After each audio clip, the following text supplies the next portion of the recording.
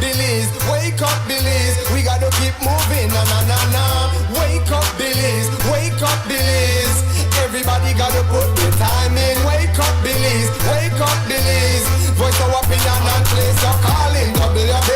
Be yourself, see yourself, this is the show my people. Belize our hope, so to needless reason. Nobody feel left out, is the vibe we dealing. Let's find a solution, yeah, yeah, yeah. Love, respect, unselfishness and cooperation. That's how we need to build a strong nation. We are the people to make the changes. We are the changes, WB. And all the things that will feel happen like I got blue skies. And nothing that people get victimized. Let's work together for better, we got to unite. Belize, yeah. Wake up, Belize, wake up, Belize. Another day is here. Wake up, Belize, wake up, Belize. We gotta keep moving, na na na na. Wake up, Belize, wake up, Belize. Everybody gotta put the time in. Wake up, Belize, wake up, Belize. Voice our opinion and place your calling. WB. Get up, make every day count up. Wasted people, do your part, play your role, get where you need to. You can tune in from work or in your vehicle. If you got a problem, pick up the phone. Why wait till the time? Calling is a show with no matter even if you're at home. Just call in. WB. Wake up, Belize, wake up, Belize. Another day is here. Wake up, Belize, wake up, Belize. We gotta keep moving, na na na na. Wake up, Belize, wake up, Belize. Everybody gotta put the time in. Wake up, Belize, wake up, Belize. Voice our opinion and place your calling. WB. Be yourself, see yourself, this is the show my people. Belize our hope, so to needless reason. Nobody feel left out, is the vibe we dealing. Let's find a solution, yeah, yeah, yeah. Love, respect, unselfishness and cooperation. That's how we need to build a strong nation. We are the people to make the changes. We are the changes, WB. And all the things that will feel happen like I got blue skies. And nothing that people get victimized. Let's work together for better, we got to unite. Belize, yeah. Wake up, Belize, wake up, Belize. Another day is here. Wake up, Belize, wake up, Belize. We gotta keep moving, na na na na. Wake up, Belize, wake up, Belize. Everybody gotta put the time in. Wake up, Belize, wake up, Belize. Voice our opinion and place your calling. WB.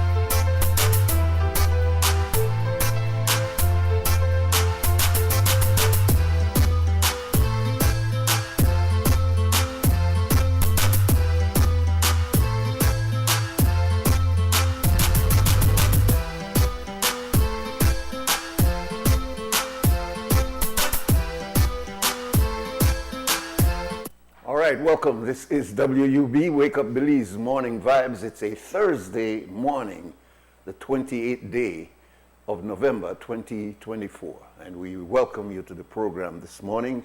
I am Nuri Muhammad, and we have, I guess as my brother called it, traffic.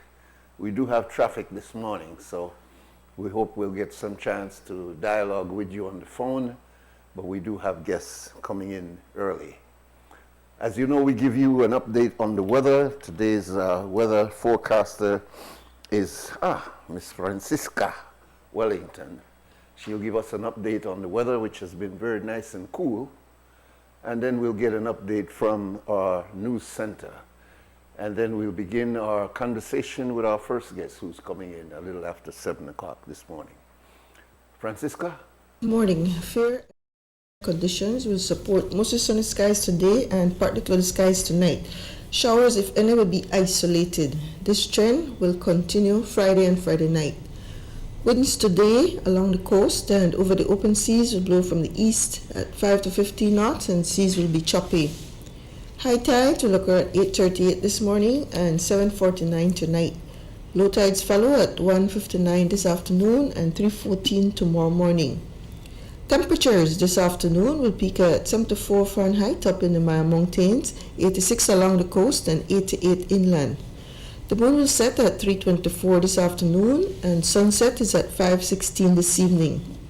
In the sargassum forecast, impacts, if any, from sargassum will continue to be minimal as observations show little to no sargassum over our area.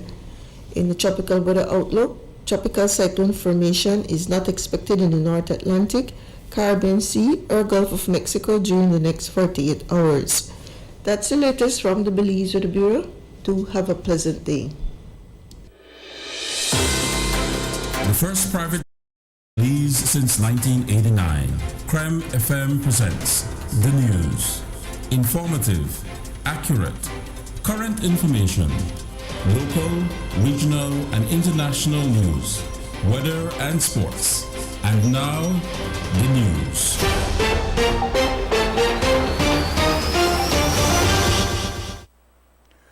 The Central Bank of Belize, CBB, has reported a glowing real GDP growth for Belize compared to other countries in Latin America and the Caribbean, except for Guyana, who is on an exceptional growth path due to the recent oil discovery. The figures were provided by Central Bank Governor Mr. Kareem Michael at a press conference yesterday. It is the second such media briefing this year and covered a range of topics. Michael reported that Belize's GDP growth since the pandemic is being driven by the bounce back in tourism. The Belizean economy has proved itself to be resilient. We have weathered the COVID pandemic, the oil price shock coming out of the Russia-Ukraine war, and weather shocks from Hurricane Lisa in 2022 and other adverse climate-related events. Today, we can confidently say that since the onset of the pandemic and these additional external shocks, our economy has fully recovered. Indeed, real GDP per person in 2023 was above what would have been implied by a continuation of pre-pandemic levels. So simply put, if we didn't have the shock, the dotted line here shows that real GDP per capita would have been somewhere around 13,500 per citizen per person within the population. As it is, we're at some $2,000 above that at 15,500.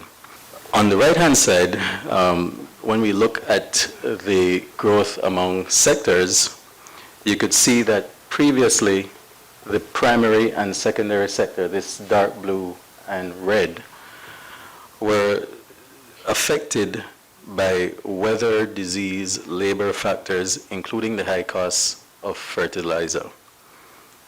And what you saw was that the tertiary sector, particularly services and tourism, was really driving economic performance in 2022 and 2023.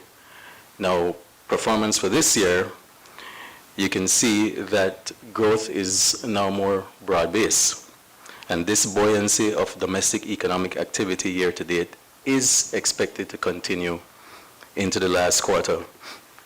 Now, on an annual basis, the Central Bank of Belize projects that the economy will grow to about 7% in 2024.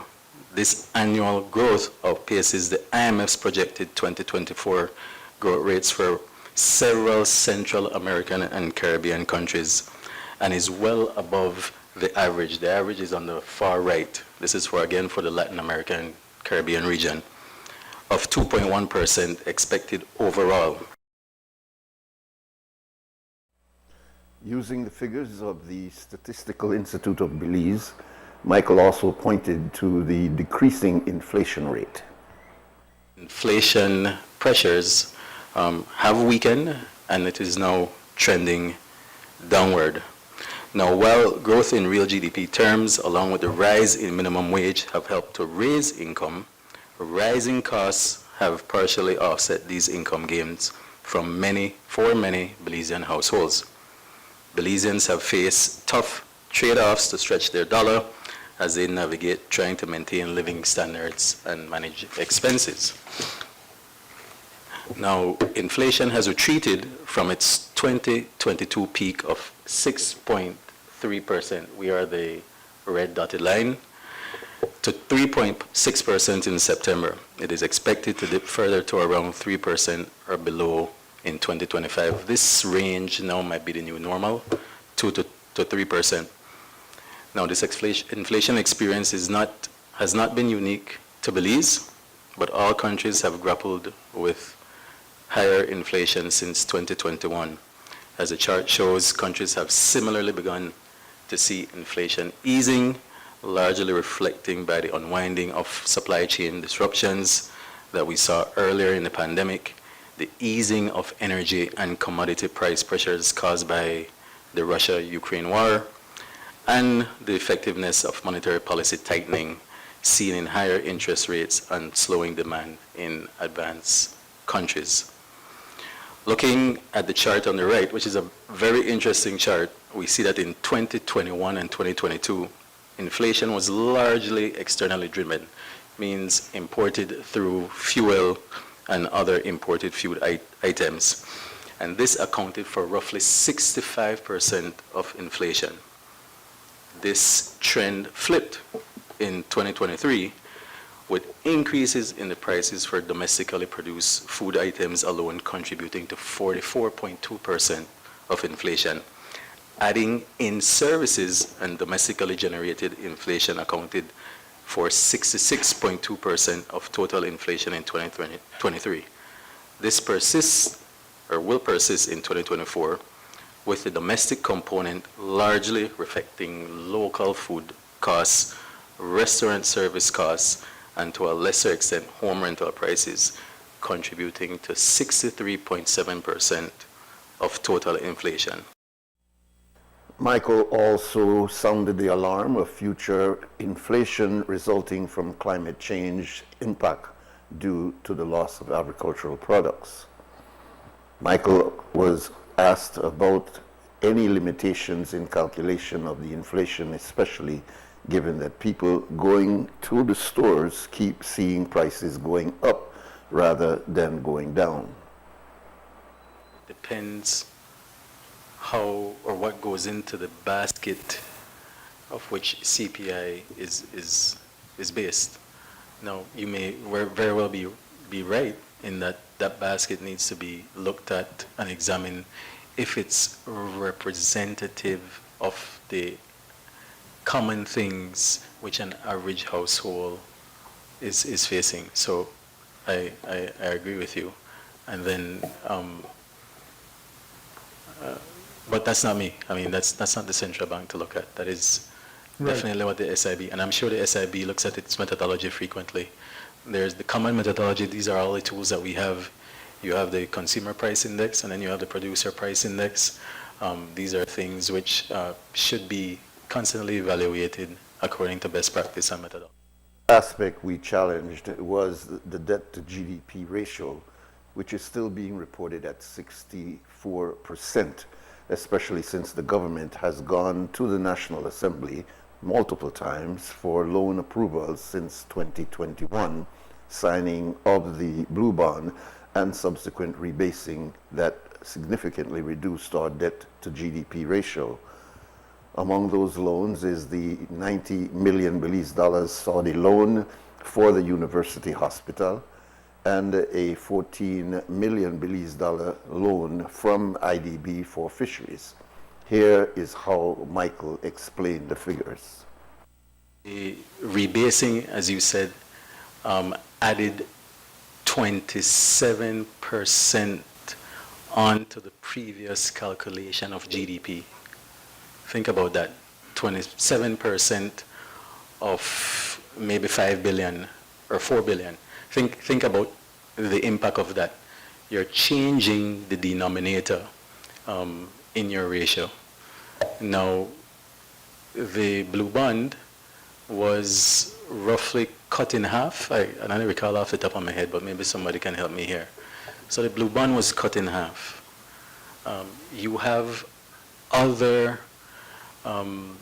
amortization that has been taking place as well, where we have, because of the fiscal discipline and prudence on the external debt side, that we have been repaying and reducing the principal balances on our entire loan portfolio, and we've been doing so effectively.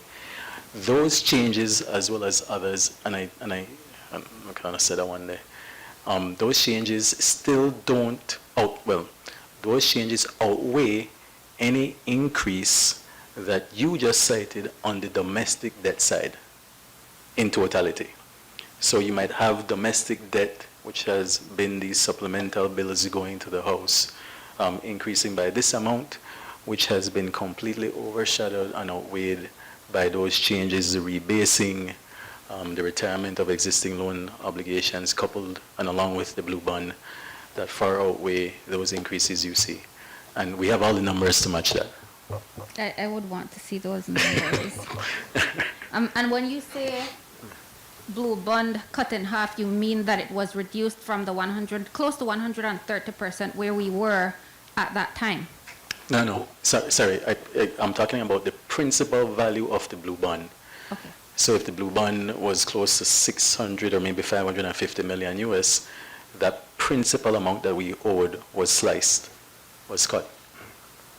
So the 133%, which I think you're referring to, is the debt to GDP ratio at that time, that existed before the rebasing. Like I said, before the blue bond. Absolutely. Michael explained that as a result of the rebasing, 27% of the previous GDP was added to the new GDP, as well as some 4 years of good growth. At its press conference yesterday, the Central Bank of Belize informed that a credit reporting system that provides for a consumer's credit score is expected to be launched at best by the end of next year or in 2026.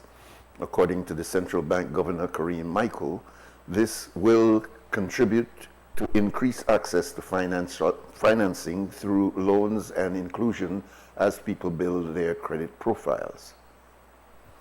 It is estimated that currently 30% of Belizeans remain unbanked. Michael argued that the lack of banks' access to information about consumers' credit risk contributes to higher lending rates. Once the credit reporting system goes live, consumers will be able to build a reputational collateral based on their credit history using a non-traditional data. Michael outlined some of the information providers that will feed into the system to provide the credit history. He emphasized that customers must first approve that their data is released. Part of your credit score is actually how you have been paying your utility bill. So think, when I mention and when I talk about non-traditional forms of assessing your credit history and repayment capacity, this is one of those things.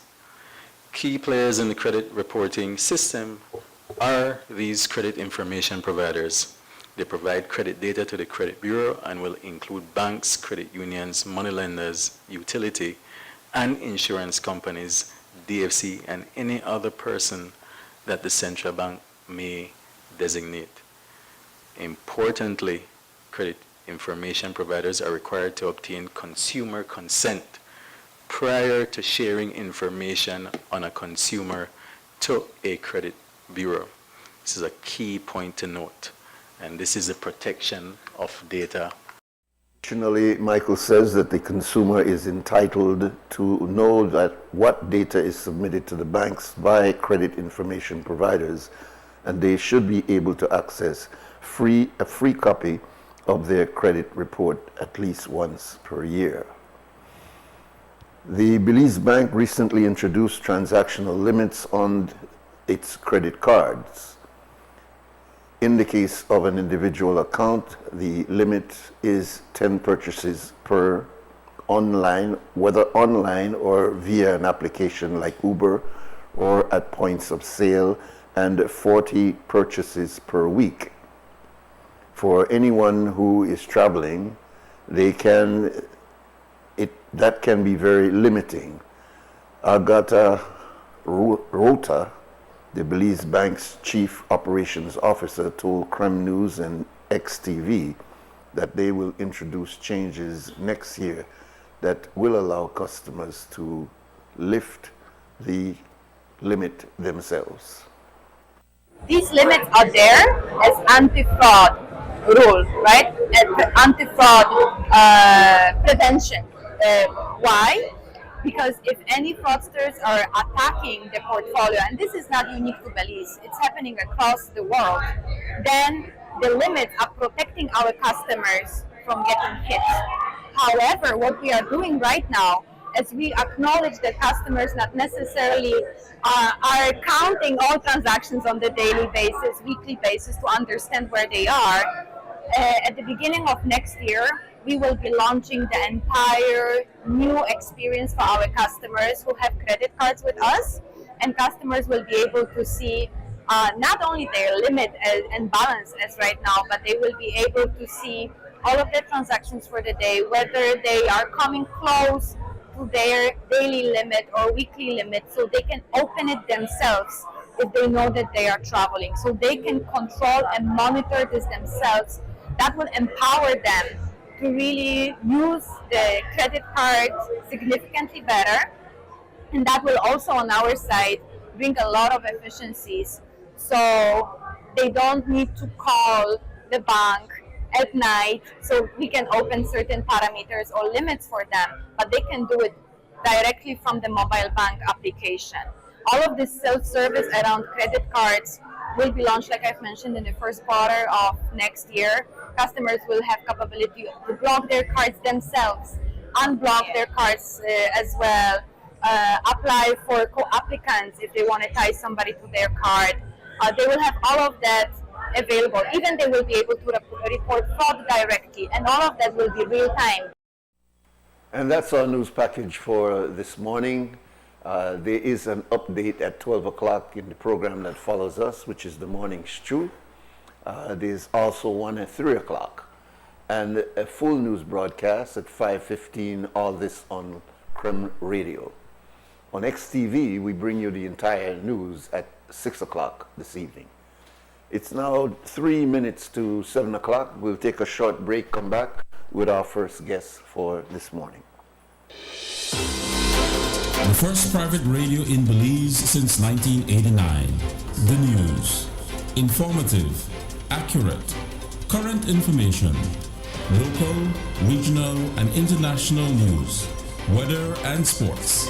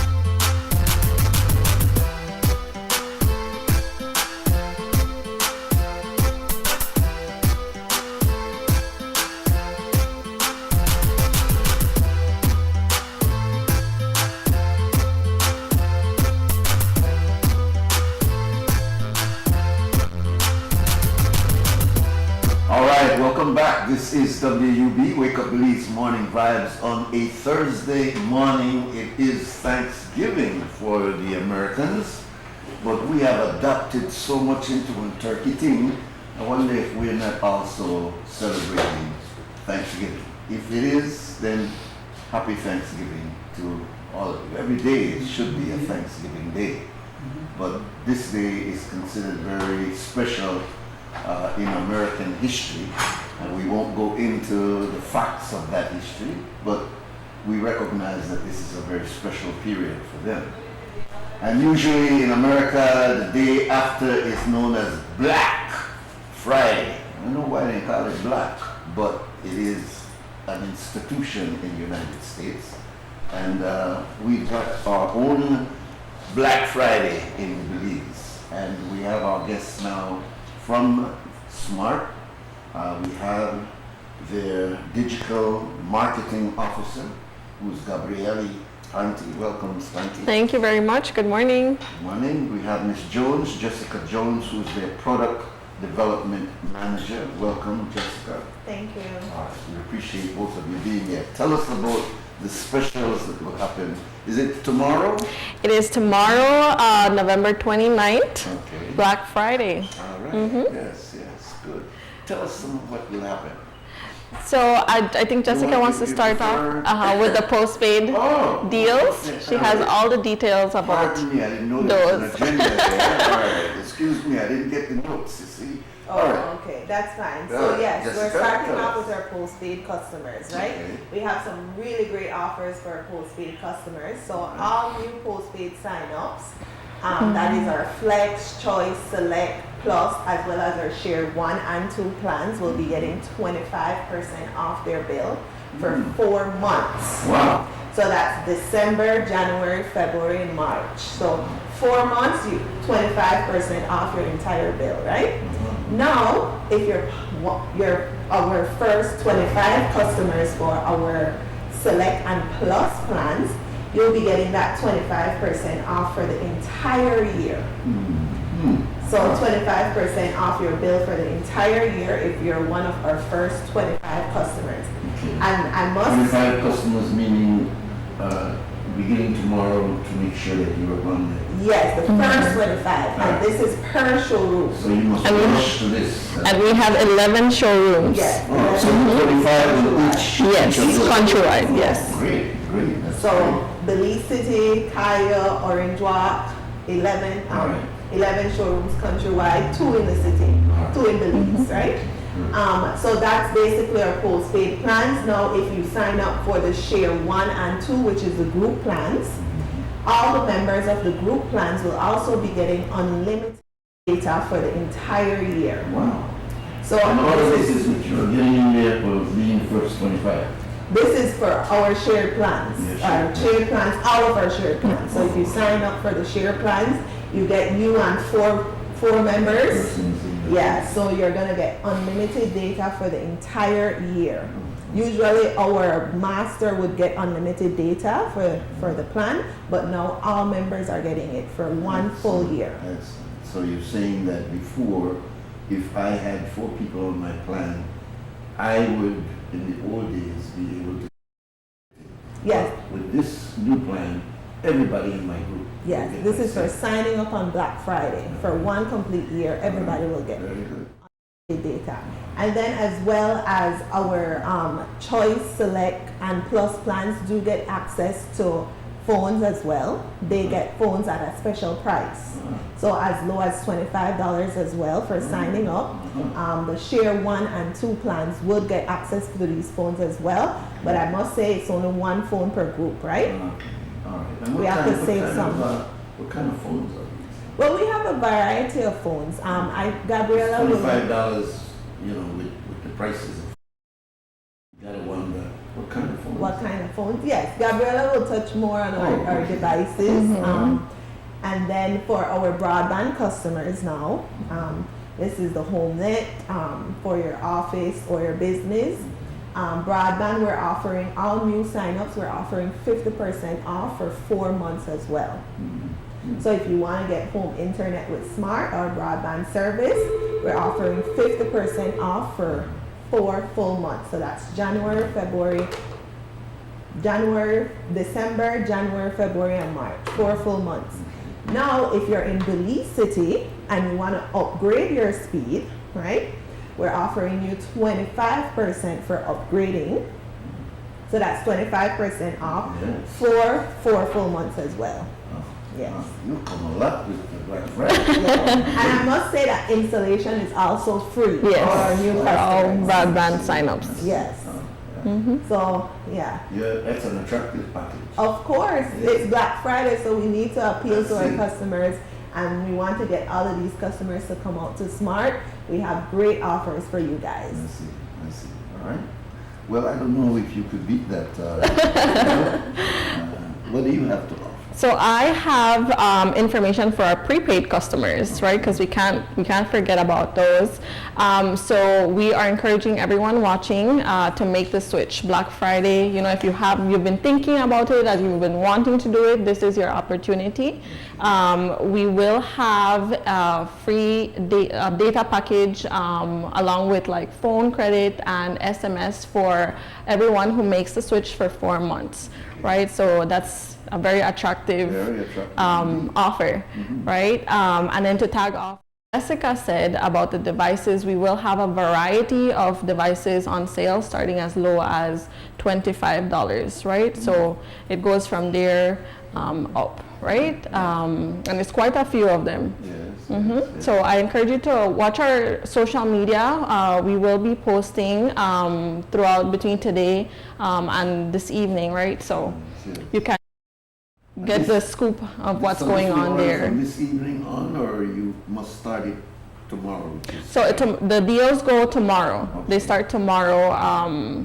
Tomorrow all day. Okay. Very good. Now this can be at any showroom, or can you do some of this electronically? So these deals are available at all 11 showrooms countrywide. Okay. So you must visit yes, showroom. yes. You need to go to a Smart showroom. Very good. Very good. I don't know if you could enhance what you've already given us. I don't want to send you home already. You've given us a good, but maybe you could delve a little deeper into some of the details. Yes, sure.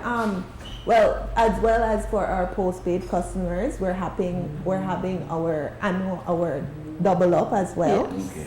So double up will be taking place from all day long, right? From $1 and up to $49.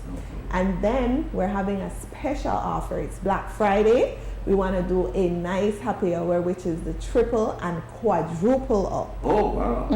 I've never heard of a quadruple. 3 times and 4 times your promo credit. Yes. Okay. So this will be happening from 3 p.m. to 5 p.m. Our showrooms close at 5, and our Belize City showroom closes at 5:30. So for those people in the city, they want to hurry run to the showroom to triple up or double up, they'll be able to do that. I haven't heard of your double ups and triple ups.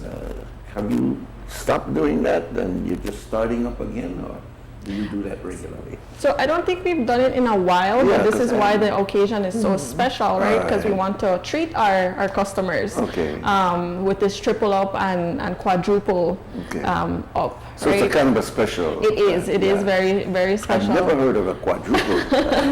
Anything for our Smart customers. And I do want to highlight that this is also only available at Smart showrooms countrywide. Yes. So you must get up and go to a showroom for all of these deals. Basically, you can't call and tell them your number and say, I'm a Smart customer, can you do this for me, etc. No. Yes, it will be taking place at our showrooms. And for our Belize City customers, we have 2 showrooms. So if you live in the city, you could visit the Albert Street showroom. And if you live outside of the city limits, maybe you're coming from Ladeville, Boom, Sand Hill, all of those areas, you can visit our highway branch, right? So it's convenient for everyone to come out. If you don't want to go all the way in the city, you visit the highway. If you're already in the city, you could go to the Albert Street branch. Very good. Yes. Very good.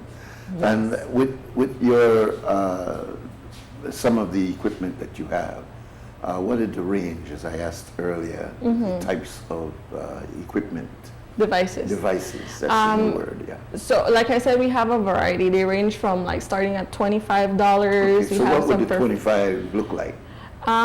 So we have two different options. I believe that we will post them online, Okay. but then we have starting from flip phones to touchscreen devices. It's really And is there a we have limit? for all. Is there a limit, or can I go and buy for the entire family $25 a piece? I believe that there is a limit. There is a right? limit. Yes. You don't know the limit, though. So I think it is two devices Only per devices customer. Yeah, Okay, we don't want that's you not- to buy out all. Yeah, well, I mean, We want to be $25. first yeah. for others, right? Yeah. We want to be considerate this Black Friday as well. We That's don't true. want one customer to be purchasing 50 phones. Yes. Something for Although everyone. we want 50 customers to come out and purchase 50 Yes, phones. they want to get at least 100 At there, least because each of them 100, might yeah. get two Yes. phones. So it's a great idea because phone has become not a luxury anymore, it's a necessity now. Of course. And even members of your family that you want to ensure have access to a phone. Many times these phones at $500, $600, $700, you cannot afford it. Yeah. So if you could get a phone, and a lot of people only want a phone that I can make sure I can call you and you could Right, answer, or right. text or whatever.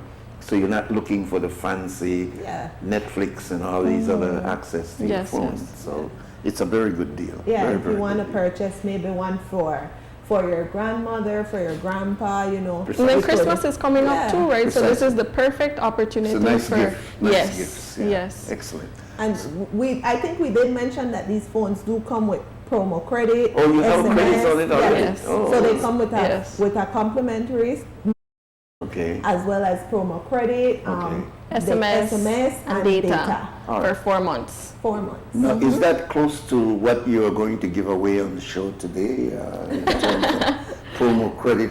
I have to ask Mr. Cliff because I've never known Smart to come here without having, especially around this season, right? So the raffle that we're saving that for tomorrow, right? We have 2 raffles I don't going mean to on. embarrass you. It's obvious I didn't hear. Oh, we do have. Smart For the first caller, you will be able to get. I didn't hear none of that. So I better zip that. No. We're saving everything because it's so special, Okay. right? We have 2 raffles going on tomorrow. Okay. The first one is our customers can get a chance to be one of 9 lucky winners to win a phone for $1, right? So this will be happening every hour. Okay. And then also we have a grand prize, right? So that is a 42-inch smart TV, Okay. right? So those are 2 ongoing raffles. And when will that be drawn? So the phones are tomorrow every hour, Okay. right? And then the TV is on this later in December. Jessica, do you know the exact The date? 6th. The 6th of Friday, December. following Friday will be Yes. drawing the December. TV. Very good. Yeah. Very good. And this will be come from all of our showrooms. So all Yes. of the raffle tickets will be given out at all of our showrooms. So if you visit any one of our showrooms, you'll have the chance to Okay. win. Yes. And this is one person will win this TV, or each showroom will have a TV? One person will win the TV. All right, so you got to be extremely fortunate to win that. But you also have the chance to be one of the 9 lucky winners to as win well. a phone. I see. Okay. So You're it's about very 10 good. prizes. You're very good. You, Jessica and Giselle, you're both very good. So, well, I'll leave you for the last word. Let me get a final word from you, Ms. Pante. So thank you for having us. I want to encourage everyone watching to visit our smart showrooms. Tomorrow, these are deals that you really can't miss out on. I would call them the deals of the year, right? A phone for $1. Okay. It really doesn't get better than that. Absolutely, Yes. yeah. At the showroom, so don't think Smart that you showrooms, can call. right. You need to go into the showroom Yes, in order that's to correct. access this. Yes. You got the final word, Ms. Jessica. Yes, but just as my colleague Gabriela mentioned, come on over to Smart this Black Friday. Get phones as low as $25. Promos, sign up for our postpaid plans if you're interested in going postpaid. Now is really a great time to join the Smart team. All right, well, we thank you both for coming in. Those sound like super deals. And we Yes, they encourage are. you, if you're upgrading, this is the time to do it. Yes, this is the And time. especially all these deals that Black Friday, Belizean Black Friday, by the way. So we thank you very much, both of you, for being in this morning. Thank you. Thank you for having Take us. a short break and we'll be back with our second guest. My apologies, ladies. You want to go back to me, or? All right, we need to correct ourselves. What's coming up now is 2 Cents Cam with Brick City, and this is sponsored by Fort Point Security.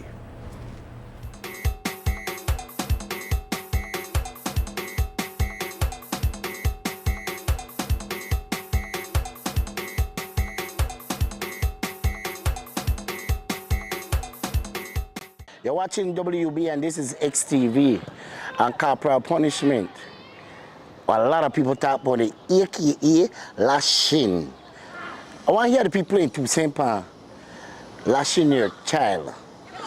How do you feel about lashing your child in an time? Because I could tell you from personal experience, lashing never kill nobody.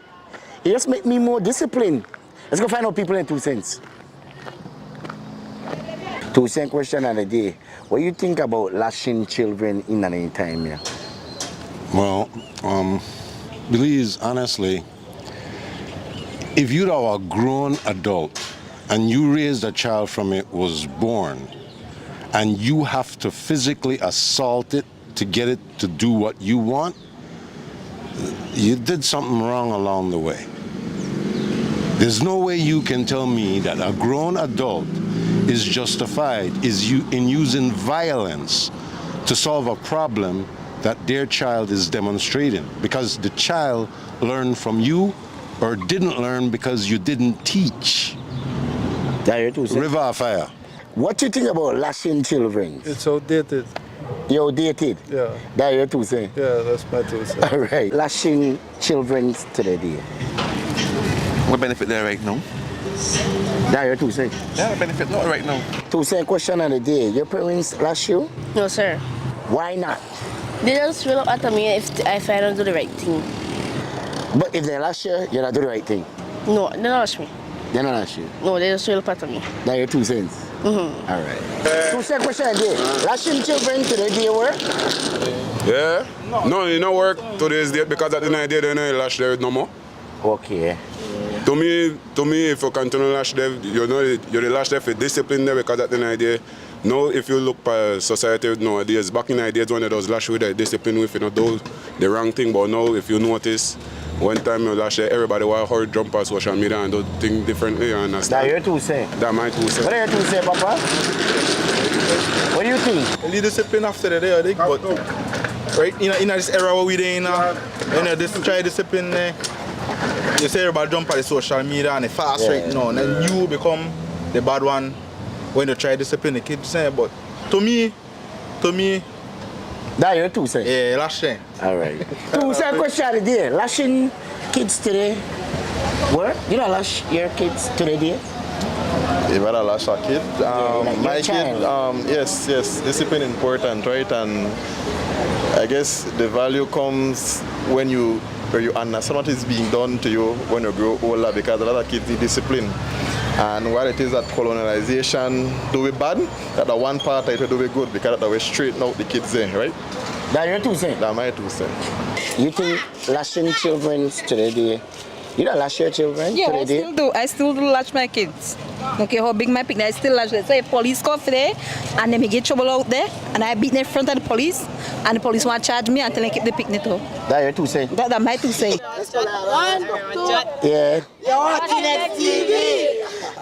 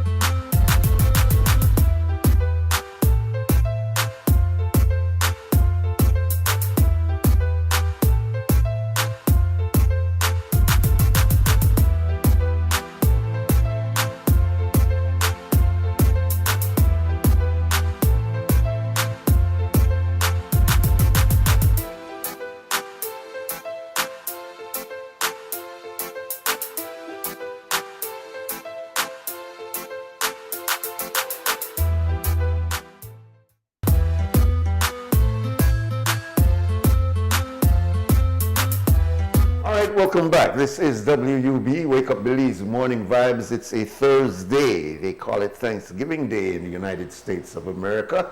And all those who celebrate Thanksgiving around the world, happy Thanksgiving to you. Our next guest is a historian. He's a university professor. He's been with us before. He's Dr. Angel Cal.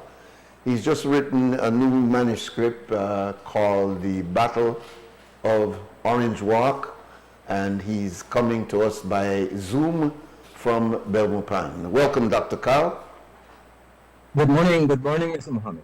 We appreciate your being here. Listen, we do want to get into your latest work, which is the Battle of Orange Walk, but you know, we can't just bring you here to talk about the small picture, but rather a wider conversation that I think you could help us with. As you know, we are still in the process of constructing our own identity as Belizeans. We are an unusual group because we have so many different ethnic groups that have histories in Belize. Yet most of our documentation of our historical records come from non-Belizeans who have written about our history. Most of them, many of them Americans and Europeans. There has been historical documents written by Belizeans about Belize, but it is still an ongoing process. Do we need to develop a school of Belizeans historians that would take the lead in reinterpreting our history, in deconstructing our history, in re-sculpturing the soul of Belize? Sounds familiar? It does sound very familiar, and I'm glad you brought it from that perspective, the big picture. Yes, sir. The Battle of Orange Walk was a battle. There were people involved, casualties on both sides. That is the small picture. Yes. What is the big picture?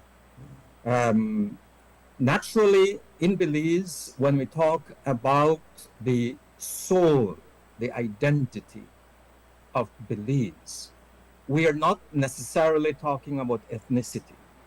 We're not talking Maya Belizean, Creole Belizean, Garifuna Belizean, a hyphenated Belizean. We're talking Belizean. And in that scope, in that perspective, in that world view, we have to deconstruct. There is a lot of myth. There is a lot of misinformation. There is a lot of misinterpretation that has passed for our history. And so the Battle of Orange Walk is really a concrete historical example of resistance. Resistance on the part of indigenous peoples that started from the time Columbus bumped into the Americas. I'm glad you used the word bumped into, because he certainly wasn't looking for this part of the world. No. And so that resistance started. Some historians, demographers say that there were about anywhere from 50 to 100 million indigenous peoples in the Americas around that time. Hard to say. And that is really one of the difficulties, the challenges in terms of the evidence. Where is the evidence? And so in the case of Belize, what we find very, very impressive is, but in a negative sense, it is outstanding that for the greater part of our history as a nation, we seem to have not understood as a nation the first 2.5 to 3 centuries of resistance to Spanish colonialism that took place in our country. seemed not to have noticed it, in part because of the narrative that the British gave us. And unfortunately, in my view, unfortunately, the governments of Belize, both PUP and UDP, have swallowed that narrative. And today it appears as if our government is anti-Maya. I mean, one of the very few governments in this entire hemisphere that is openly, or apparently so, anti-indigenous. We're one of a very few number of countries that has refused to sign Convention 169 of the ILO that protects indigenous peoples, because we don't have any regulations per se. We have very little legislation on how do we work with our own people. And this is not just Maya. This is Garifuna. This is Maya. And I would even argue very strongly that there is a good case to place our people of African descent in a similar situation, because this is not about dividing ourselves. This is about looking at how we, the people, the majority of the people of Belize, have so far been described as almost invisible. And so this is what I find very interesting in the big picture. No? Yeah, you're saying some very interesting things there. Please give us some details of really where is your position coming from, Dr. Carl? Okay, as a historian, what I am saying is not at all new. Scholes and Thompson, very, very respected scholars.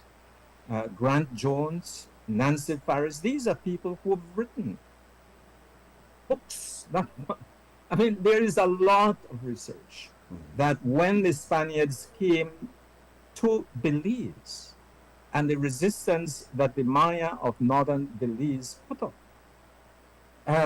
is documented.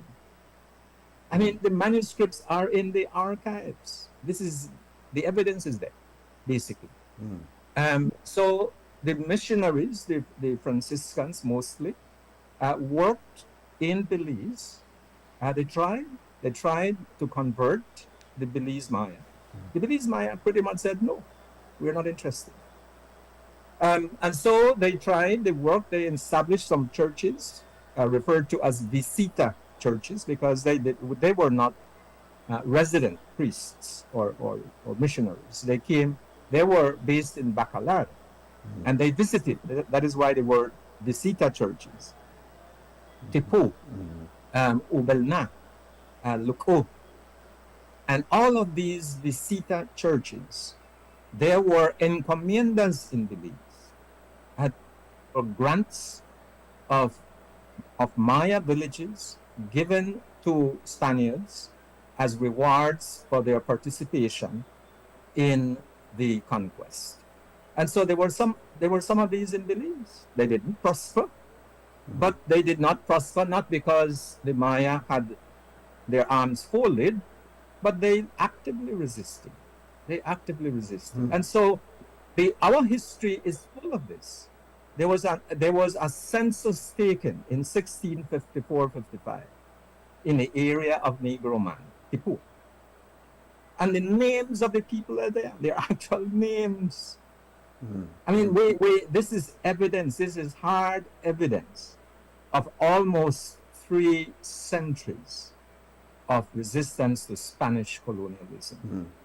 So this is where all of this comes from, because from resistance to Spanish colonialism, the Maya turned to resistance to British colonialism.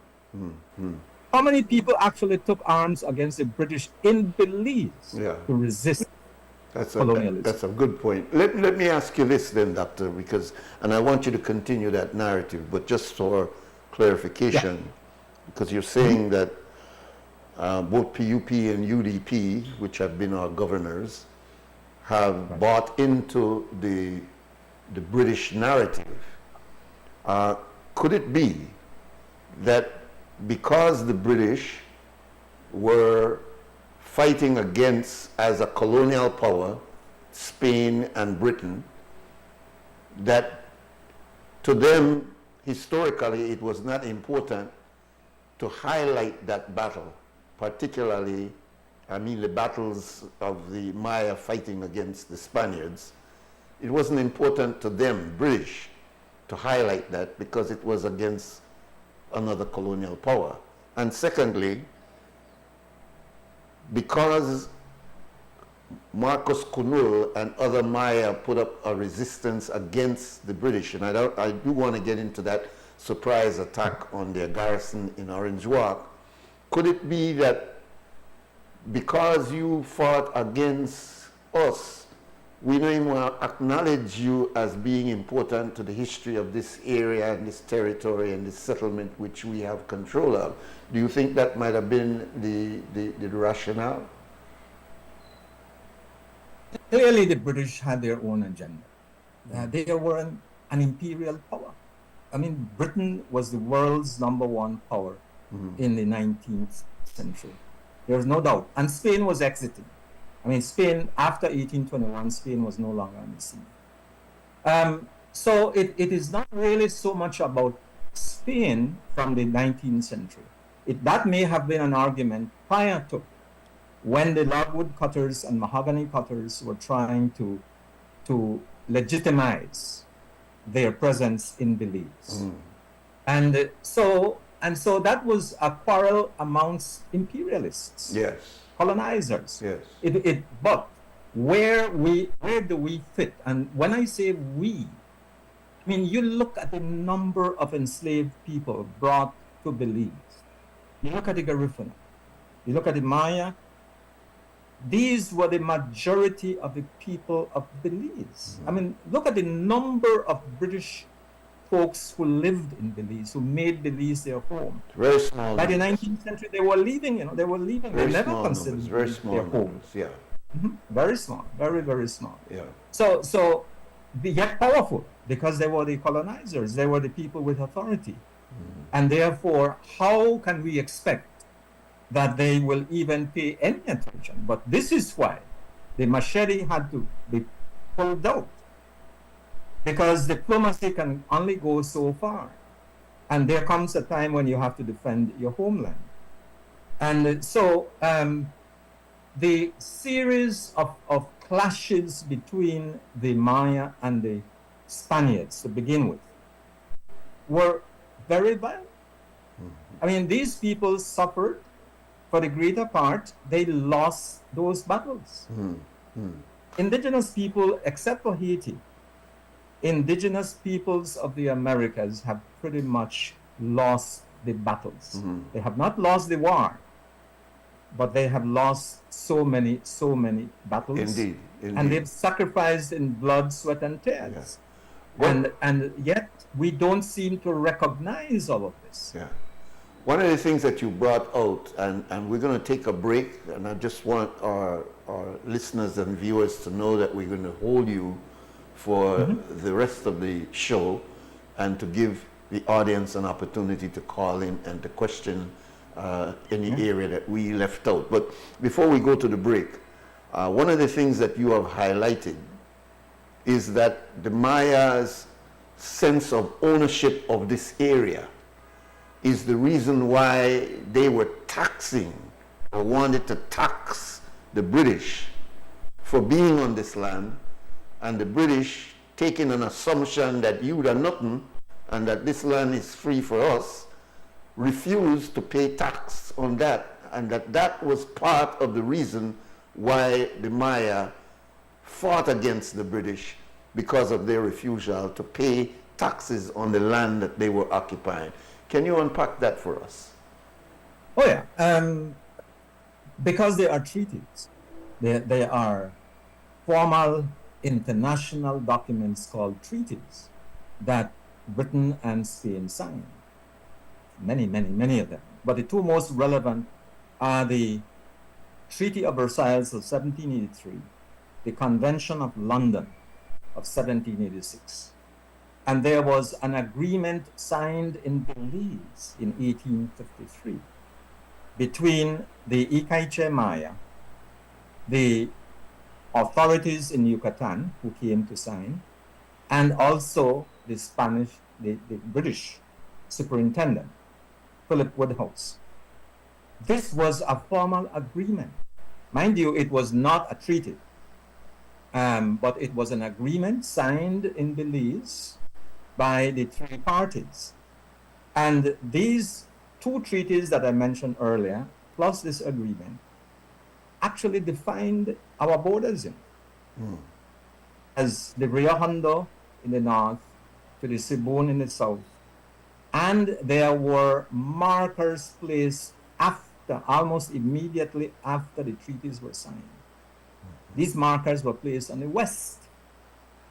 So it was clear to the Maya where their land began and where British territory ended. And so they, based on that agreement signed in Belize in 1853, they knew that they were on their homeland. And the British land companies didn't initially refuse to pay. They paid. Initially, they paid for every mahogany log pulled out and so on. They paid. But when that treaty with Guatemala was signed, 1859, and they started to open the western line, that is when matters got worse. Because prior to that, it was just, please pay what you owe. Naturally, the British labeled that as extortion. And I am not amazed that some of our own folks, even today, think that was extortion. But it wasn't extortion. I mean, it was a very clear cut. You see, this is where we are saying who narrates the story. Who writes your history? Who looks at the evidence? Who writes your history too, Exactly so. Exactly so. Yeah. Doctor, let's take our first break in this interview, and we'll be right back after these words.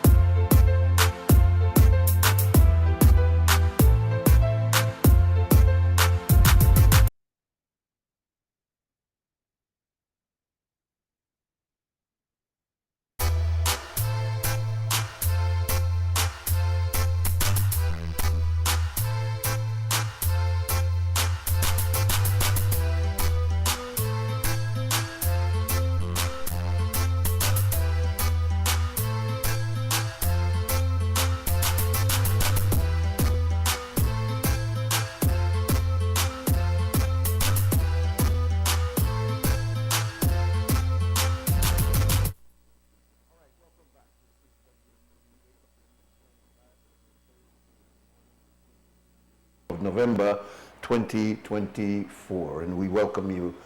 We're in the midst of a conversation with Professor Angel Kyle, historian, has done significant work on the history of Maya in Belize, and he's just written a manuscript called The Battle of Orange Walk, and he is conversing with us on just how, the old saying that the victor is the one that writes the history. If it was written by those who were oppressed, it would have been a different history. And we've pretty much been under British history of Belize, but there's so much about our indigenous history that really has not been well documented, and I think that is a part of what Dr. Kyle has been doing. Welcome again, brother.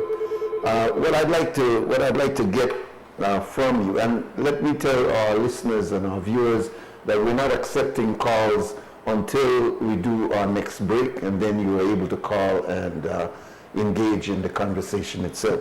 Now, we were talking about a bit of history of what happened before 1859 and what happened after 1859 regarding the Maya demanding tax for their land and the British refusal to pay for that. So let's go back to that section, sir.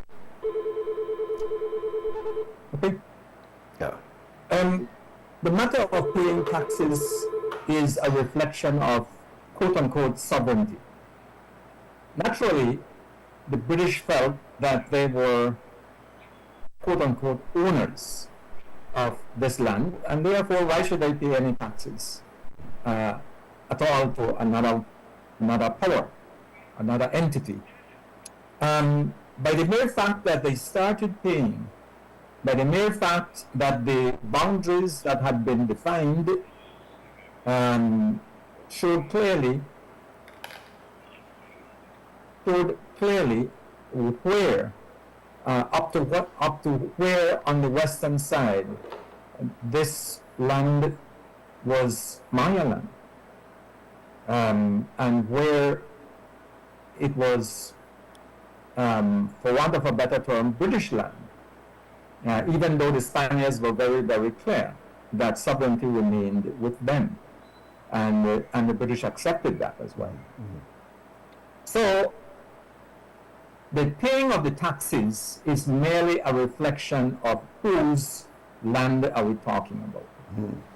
All right? We have to admit that in international parlance, the Maya did not have their own country. Okay? So that is clear. At that point in time, there was only Spain and Britain as the two powers. And after 1821, we get into the mix of Central America initially, and later on Guatemala, more specifically. Mm-hmm. So whose land are we talking about? No? Sovereignty belonging to who? And so this whole question of sovereignty, I mean, you go back to the people who have written about sovereignty, where it was asserted very clearly, and a lot of the constitutions in the Western Hemisphere speak to sovereignty as being in the hands of the people. Now, in previous centuries, well, the crown, the king, claimed to represent the people, and so the king, the monarchy, both Spain and Britain. But in our case, where this is unclear, in whose hands should sovereignty be? Well, unfortunately for indigenous peoples, their stand did not come. Even in today's international law, indigenous people have no right to claim sovereignty over anything. That is what I have understood of the situation that we face at the ICJ. So be that as it may, it is evident to us that because of the peculiar circumstances of those treaties and one signed in Belize in 1883, the Maya were of the view that they were demanding payment of taxes for the extraction of resources that were on their land. That is as straightforward and as simple as I can put it. Now, naturally, the British did not agree, and therefore the conflict. But as I said, the bigger picture is not just about taxes. The bigger picture is about whose land are we talking about? When the North Americans, when the United States rebelled against their mother country, one of the major factors was taxation without representation. Right. Because taxes is a reflection of a bigger deal, not just about the dollars and cents that you end up paying. It is more than that. So to us, it is evident that we need to reconsider the history given up to us by many folks. They may have been well-intentioned, I don't know. I can't speak for them. But what jumps out at me is that we Belizeans, by and large, have accepted that narrative. And so it is timely that we as Belizeans begin to have a more critical look at this part of our history. And you did ask at the beginning, is it not time that we develop a school of Belizean history? Historians to begin to write our own history. Well, let me put a premise then. The assumption is clear that both Spanish sovereign and British sovereign are from Europe, and that this area had people. It wasn't as if they came here to this so-called New World and it was barren and empty. They found people here. So clearly the Maya were part of those indigenous people that existed in this part of the world long before the Europeans got here. So it should not be that hard to understand an argument that the Maya were claiming that this is our land, and if you came here to extract wood, that you owe us a tax because you are utilizing our land. Is that the argument, sir? All right. That is the argument in the context of what actually happened. All right, yeah. And so therefore... that is a part of a bigger picture which I've already explained. Yes, and clearly. So it is the fact that we are only being educated on the British history of that and not on the Maya history of that. If it was from the Maya history of that, it would be that, look, we have the right to tax you because you be the part we land. But if you look at it from the British side, they were basing everything on their treaties, and they're basically saying that, look, this land belongs to us. And I don't know where you get the idea that this belongs to you, but this belongs to us, and we don't owe you no kind of tax. So let's go now to, because of time, what happened in the argument of the Battle of Orange Walk, where Marcus Connell was in fact part of that taxing of the British to pay for what you are utilizing, and the refusal to do that created a conflict. Let's go then to the Battle of Orange Walk. Right. There were a whole series of encounters. Some were skirmishes. There was the Battle of San Pedro, the 21st of December 1866, roughly 6 years before the Battle of Orange Walk. That was an actual battle. The British were humiliated. They were defeated by the Maya. And again, for the same reason that the San Pedro Belize Maya were living outside of the boundaries and presumably on Maya land. You see, this idea of Maya land is a phrase that I am putting to it, because in international law there was no such thing. Right. No such thing. Right.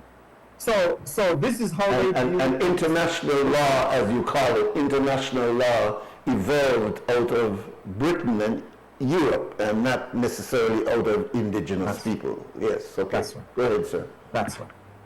That's right. So for the British then to proceed with the marking of the western boundary, it had to stop the British land companies from paying rent. And because this was a problem, then British land companies said, well, we're not going to pay. We're not going to pay. And the Maya said, you need to pay. You need to pay. And so they resorted to armed resistance. The situation was so clear that it was evident on the ground that the British had no way of defeating the Maya militarily. When it came to pursuing them and capturing them and bringing them back, they could not do it. They tried it, and they failed miserably. They were defeated, as I'm saying, at the Battle of San Pedro. A detachment of 125 troops of the West India Regiment were defeated. It was a scenario reminiscent of the caste war of Yucatan. Exactly what was going on in Yucatan. The Maya rebelled against the Spanish Yucatecans and almost took over the peninsula. But that was part, as I'm saying, this was part of a bigger, much bigger resistance movement on the part of indigenous peoples. Well, yes, go ahead, sir. I'm saying that the Battle of Orange Walk had three main, if you will, factors associated with it. The first one has to do with the non-payment of taxes, of those logs, royalties. That was the first one. The second one had to do with the opening of the line. That western line had in effect incorporated much of the area within current-day Belize. This line you're referring to is the line that was drawn in 1859. Correct, the western line. Okay.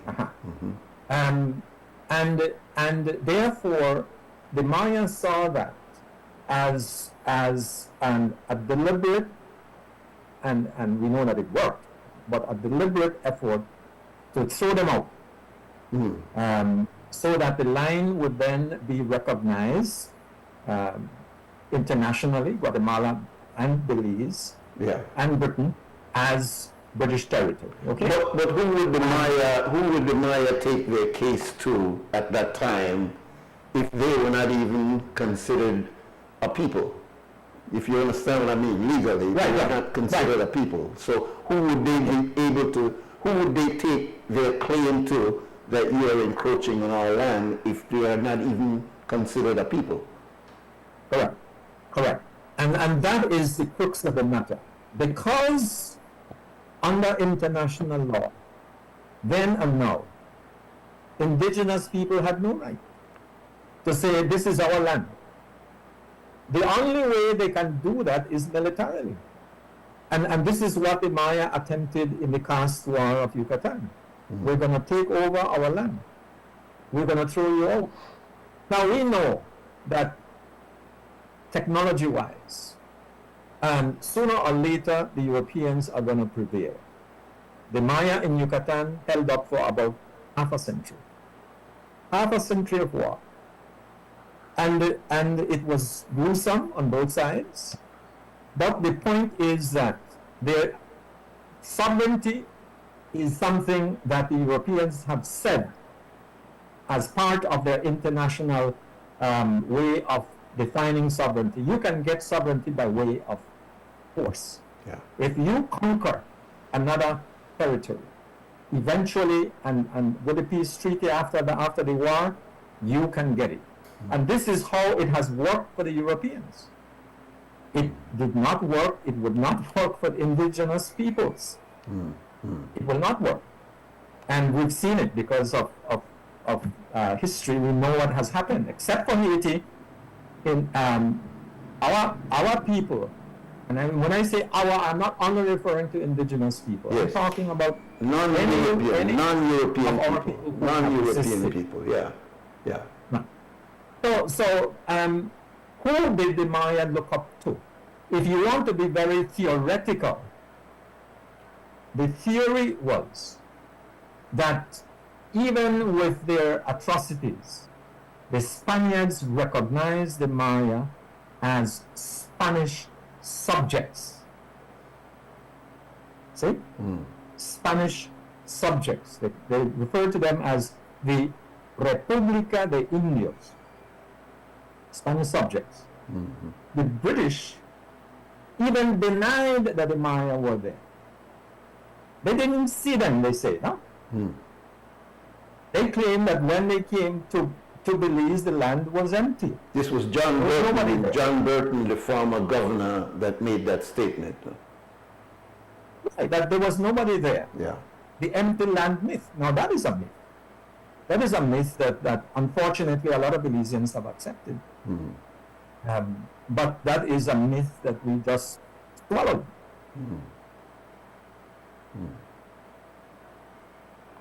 You're saying, And you see, yeah, go ahead.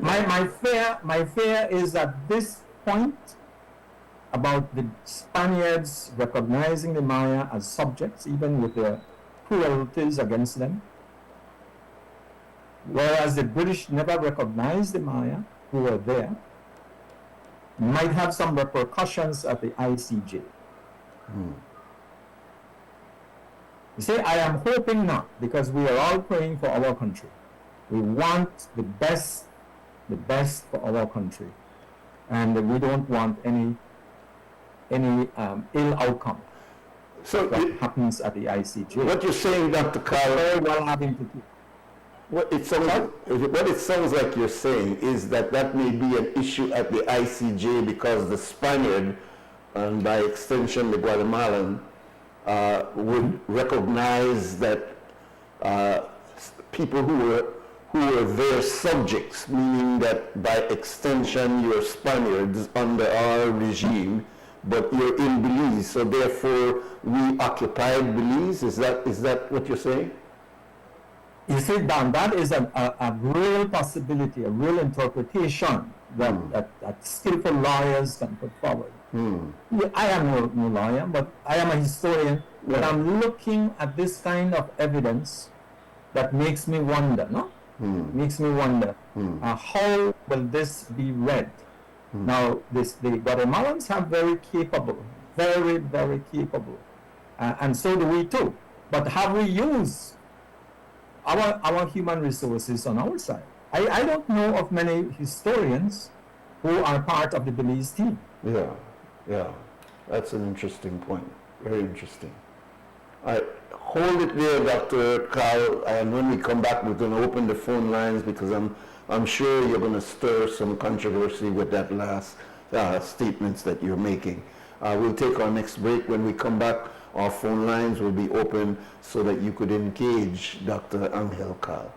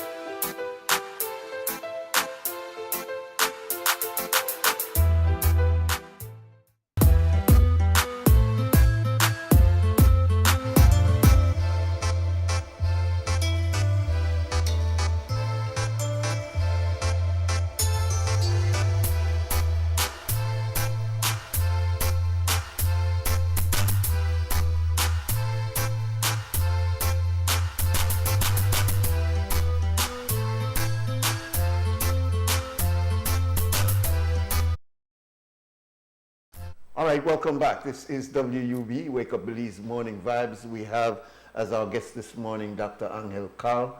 I promised that we'd open the phone lines, and so they are open now at 280-5848, and you're welcome to call in.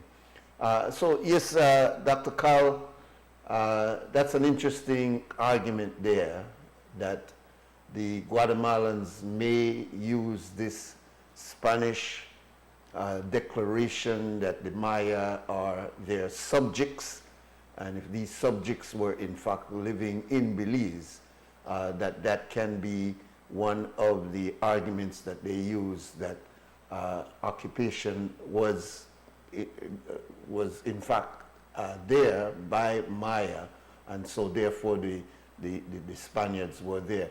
Could you detail that a little bit more for our audience? The point being made is that the Spaniards saw indigenous peoples, not just the Bar, all indigenous peoples in the Americas, as their subjects. Okay? But given the experience in the Caribbean, where the Arawaks, roughly 250,000 of them, became extinct within 30, 40 years, the Spaniards wanted to avoid a similar situation on the mainland. And therefore, they came up with this concept of a separation. República de Indios, Republic of Indians, quote unquote, and República de Españoles. They were trying to reduce the interaction between Spaniards and indigenous peoples, because they saw what went on in the Caribbean with the Arawaks. So in the case of Belize, let me ask you to hold for a second, Doctor, so that we could take the call, since we promised we'd open the lines. Welcome, caller. Good morning, Nuri. Yes, Is Dr. Kyle in the studio? Yes, no, he's by Zoom, but he's with us still, Sister Sandra. Good morning, Dr. Kyle. This is Sandra Coy. I have two questions. Are you just 1 second, Sandra? Are you hearing the caller, Dr. Kyle?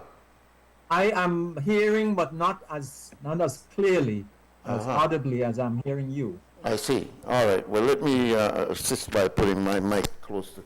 Okay, go ahead again, Sister Sandra.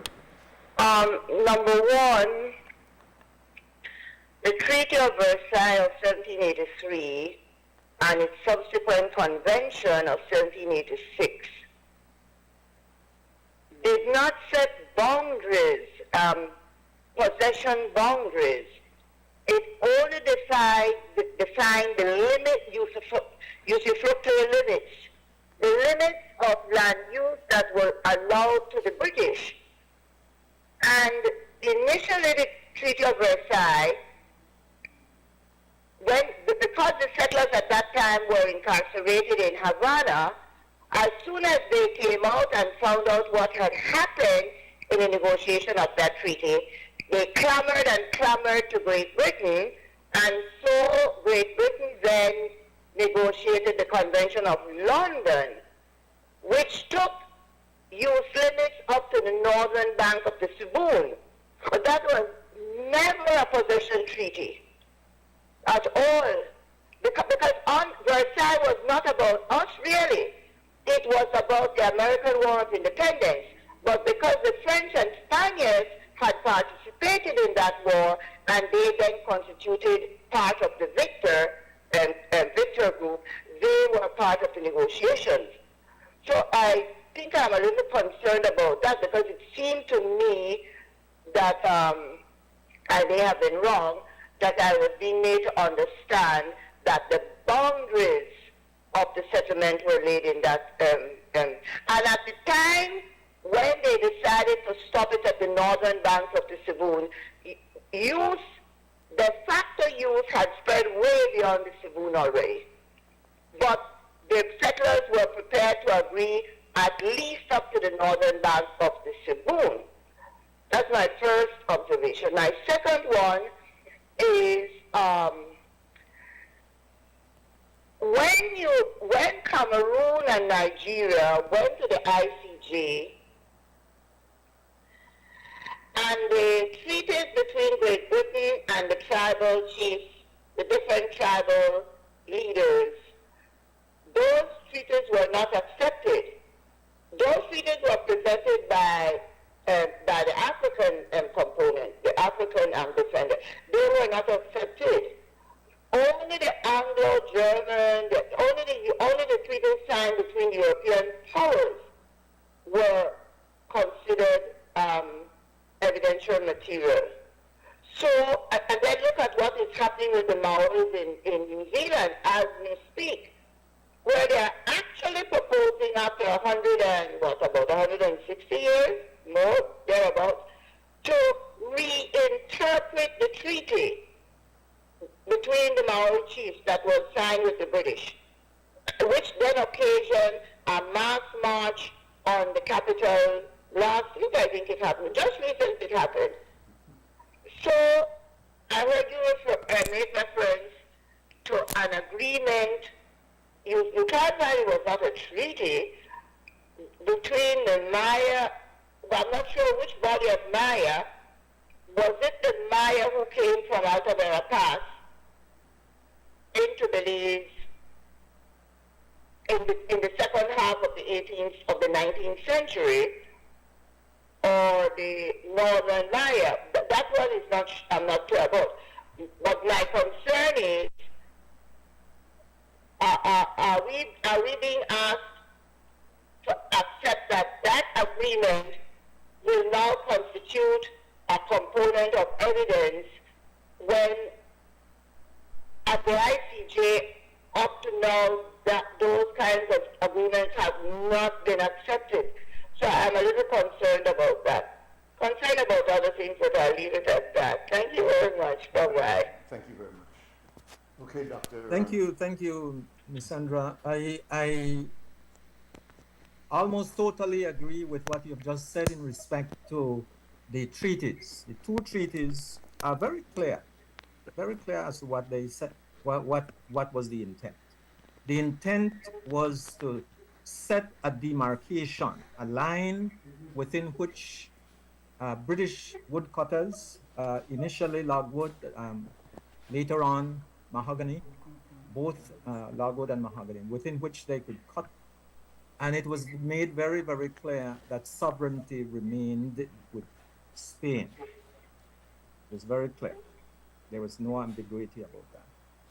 What is interesting in my readings is that R.A. Humphreys, who wrote the Diplomatic History of British Honduras, 1961 publication, he points out that immediately after those treaties were signed, commissioners were sent to erect markers on the western side. You see, the rivers were there, so more or less clear, no? The Rio Hondo, the Belize River, and later the Sibun River. Those are there. You don't have to mark those. Those are there. It's the western that creates some kind of ambiguity, and markers were erected. I wasn't very clear as to, and even now I'm not too sure where those markers pass, more or less.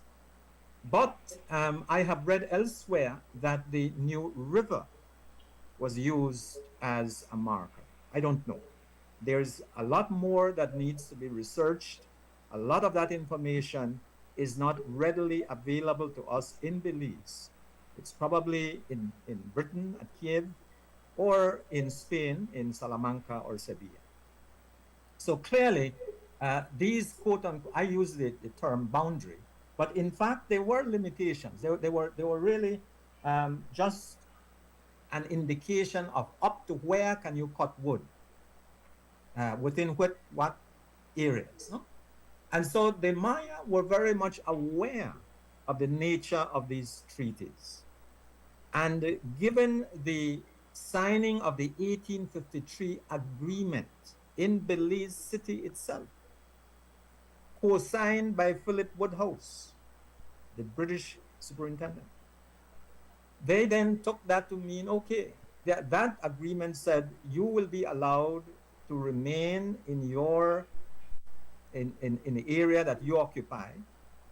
You can retain your arms, your weapons. You can do local government. You don't have to pay taxes to the Yucatan state, and no one will molest you in the areas that you occupy. So what are the areas that they occupy? Basically, it was anything outside of those markers that were established shortly after those two treaties. And so this was the Maya view, as I understand it, as I interpret it. Okay? Now, a very critical question that you raised in your second set of observations is that were there any Belize Maya before the Caste War of Yucatan in respect to northern Belize, and in respect to southern Belize, were there Belize Maya before the refugees or immigrants came from Alta Verapaz? And the answer to both of those is yes, there were. The problem we face, Ms. Sandra, is that we don't yet have the necessary documentation at hand in Belize. You see, a lot of what happened in Belize and a lot of what was recorded in Belize, some of that is in the archives here in Belmopan. But there is more material that we and this is why Mr. Mohammed's point about a school of Belizean history. We need to look carefully at that first 3 centuries of Spanish colonialism, and post that, what happened after that? It is a fact that Maya population was decimated, but the Maya of Belize did not become extinct. We have very good archival evidence to show that they were attacking British logwood camps and mahogany camps before the Caste War. We have Supreme Court records that talk about Maya towns in southern Belize in the 1820s. So they did not become extinct. They were there. The question that can be asked by anthropologists, for example, is when do refugees coming into a land which they've never considered alien land? You see, Maya people have migrated back and forth throughout the centuries here. And we can see it in the census taken in Tipu in 1655. That census shows the names of the people that were listed. And the majority of the names have Christian names. That tells us that many of those Maya were actually refugees who came to live here. But a good number of them had Maya calendar names, which suggests that these are the people who were here before, no?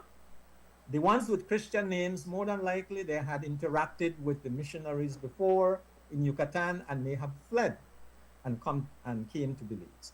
So all of this is not very clear, and therefore the need to carefully look at the evidence, the archival evidence. But to say that the land was empty when the British came is really a myth, because there is no foundation for that. And the Supreme Court has ruled on that, and the Caribbean Court of Justice has ruled on that. So that is no longer an issue.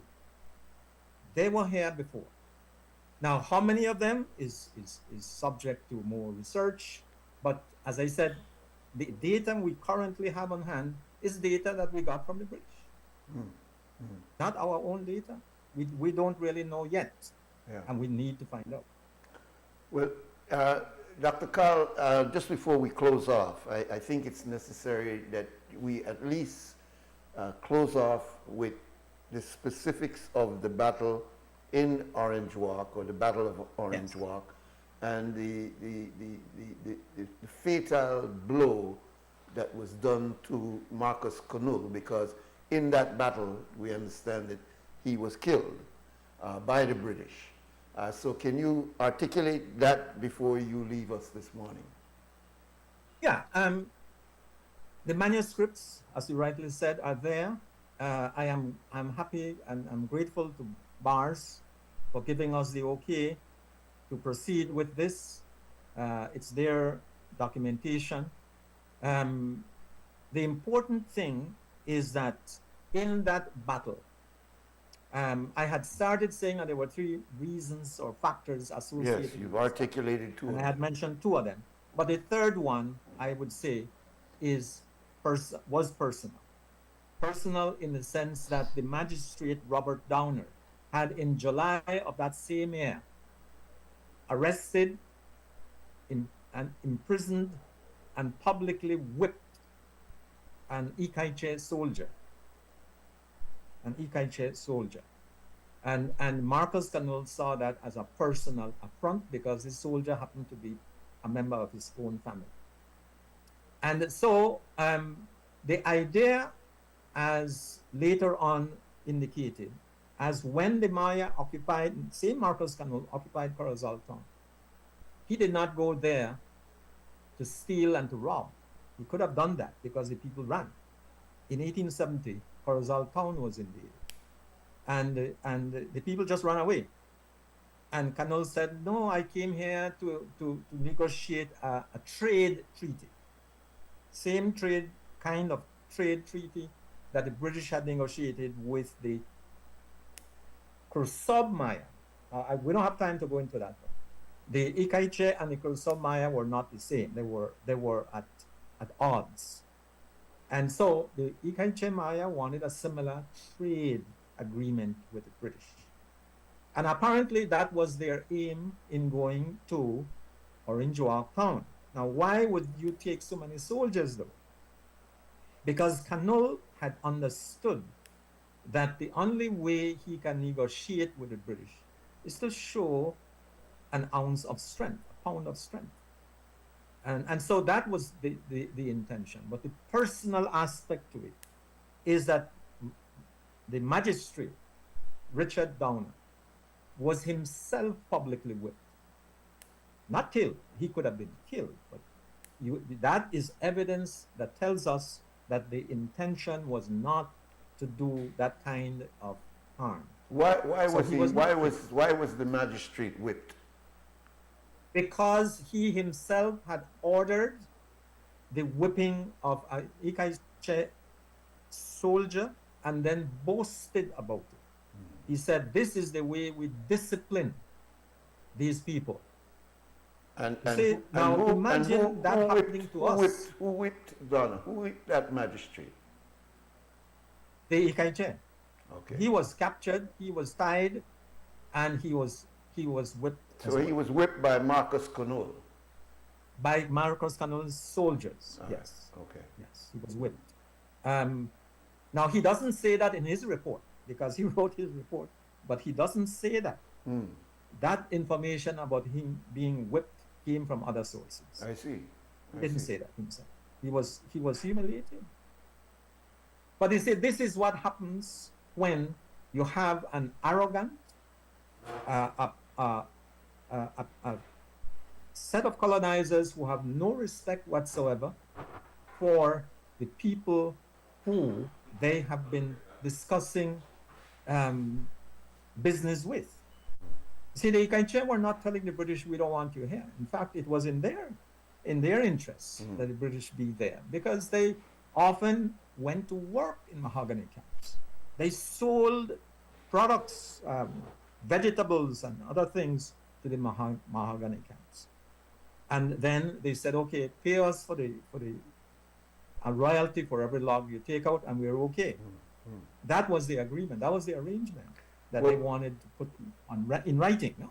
For the sake of time, bring us to the battle and the actual killing of Marcus Connell. Right. At the battle itself, at the battle itself, there were approximately 150 to 200 Ikache soldiers who came with Marcus Canul, and they assaulted a garrison of about 40 plus British soldiers that were barricaded at the garrison in Orange Walk. Okay, they were rather surprised because the commandant, the person in charge, Smith, Lieutenant Smith, was not at all expecting that. No? And the Ikache used a pile of logwood logs that were not far from the garrison. So he used that as cover. They used that as cover. And they were firing at them. Smith himself was very severely wounded. He got to the point where he couldn't talk. And two British soldiers were killed. One died immediately on the spot. The second one died, I think, 3 days later. Marcus Canul was wounded. He was not killed during the battle. He was wounded.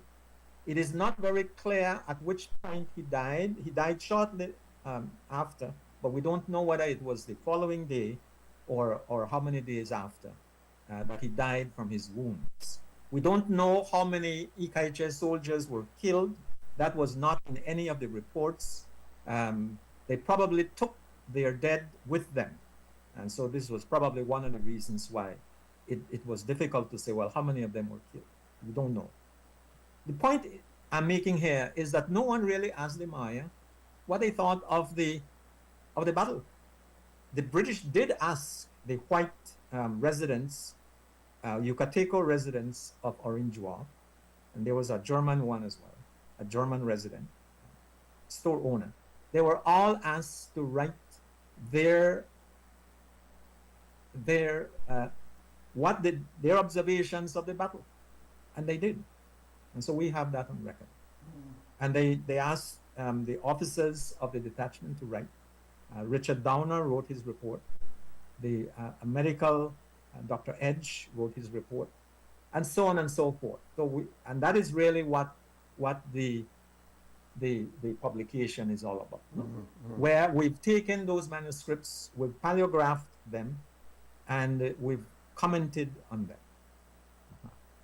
them. And so, in essence, this was a battle. In a sense, the last major battle that the Maya put up against the British in Belize. And it is up to us now. I mean, it's up to us Belizeans as to determine who's gonna win this war. Yeah, write our own history. Before you go, Dr. Kyle, you're saying Ikache, and is that the proper pronunciation of Ketchi? No. Okay, so Ketchi. Because we've always been told that there are three sets of Maya in Belize, the Yucatec, the Ketchi, and the Mopan. Right. So this other group, is that different than those three, or are we just mispronouncing? Please, the Yucatec Maya of Belize are made up of people who lived here before. I can't say from when. Okay. For a long time. Belize Maya. Let's just label them as Belize Maya. Then, during the Caste War, there was an influx of Ikache Maya who came to live in Belize and got inextricably mixed with the Belize Maya. Right? You can't tell the difference. Culturally, linguistically, you can't tell the difference. They're one and the same.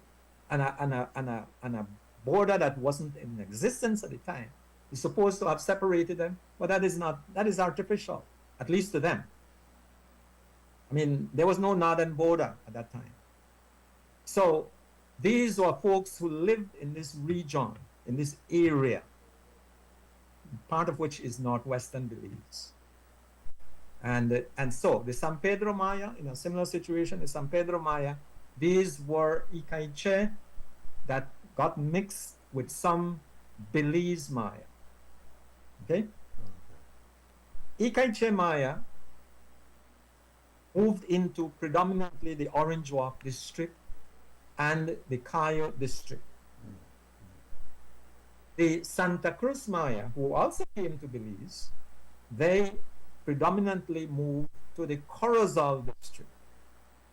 So, but all of them are Yucatec in a sense of the language and culture and so on.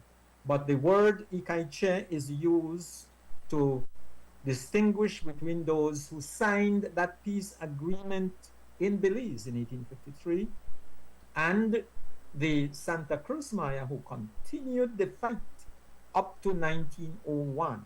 All right. Against the Yucatecan. All right. Thank you. We've gone beyond our time, but I'll give you a last minute or so to give a closing comment, and hopefully we'll get a chance to continue this conversation, because clearly there's a lot of information that you're bringing that needs to be clarified. So we'll give you the last word, Dr. Carl. I want to go back to what you said earlier, Mr. Nuri. We really, really need a school of Belizean history. And where else but at UB? We've had a program for quite some time, but that program is in trouble. If we can't get our enrollment up, that program could close down. See? That to me would be sad. And not just to me, I think to the country. Indeed. We really need Belizean historians in the same way that we need Belizean chemists and engineers and mathematicians. You see, this is in the national interest. It's not just about a discipline called history. It is about our survival, about our identity, about our soul. I mean, I don't have much time to say this, but you give me a minute. Evan X. Hyde was the man who said in the 1970s, it is time that we reconsider our world view as a Belizean people. We are predominantly Western in our lenses. But what about how are we going to be inspired by ourselves? Let's not go ethnic. This is not ethnic. This is civilization. When we say Western civilization, we're not talking about any ethnicity. It's a civilization. So, closer to us is Maya civilization, West African civilizations. This is why we were trying to develop a curriculum from primary to secondary to university that would speak to, in a sense, try to rescue what we've lost, historically speaking. Because we continue to view the world primarily as Western folks would, to the extent that we were colonized that way. Our language, our religion, our laws, etc. And so, if we're going to have other models of development, so far, those on the table have not worked. And I said to my students the other day, have we looked carefully about models from West Africa? Models in, I mean, the classic Maya developed Belize. There were about 1 million Maya living in Belize, more or less. They developed this country. And we can see the remains. And yet they only had Stone Age technology. This is what Evan X. Hyde was saying. It's time for us to look at ourselves. You look at any typical Belizean, Mr. Nuri, 90% probability is that we have all three. You check our DNA, we will have all three. The African, the Maya, and the Western, the European. We have all three in us. So why only one? If we're going to redefine who we are, we've got to look at our history. Thank you. Thank you very much, Dr. Anil Kyle. Very educational, sir. We went a little bit over our time, but I believe it's worth it. Thank you very much. Thank you. Thank you. We'll take our final break, come back and close up.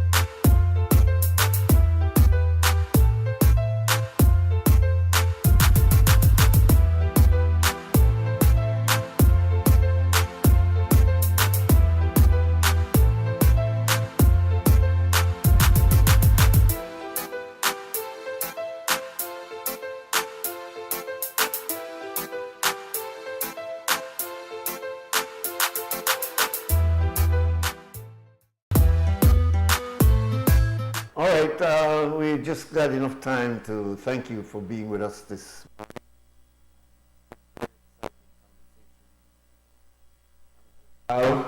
and thank you very much, Sister Sandra, for enhancing the conversation by those important questions that you posed to Dr. Carl. We have another interesting guest coming in tomorrow. We'll try to keep the phone lines open a little bit earlier so that we don't go beyond our time, and we thank the crew from, well, I don't need to thank them because they are always ready to accommodate us. We don't try to abuse the Morning Stew crew, but we appreciate them giving us this extra time for us to speak to Dr. Angel Cal.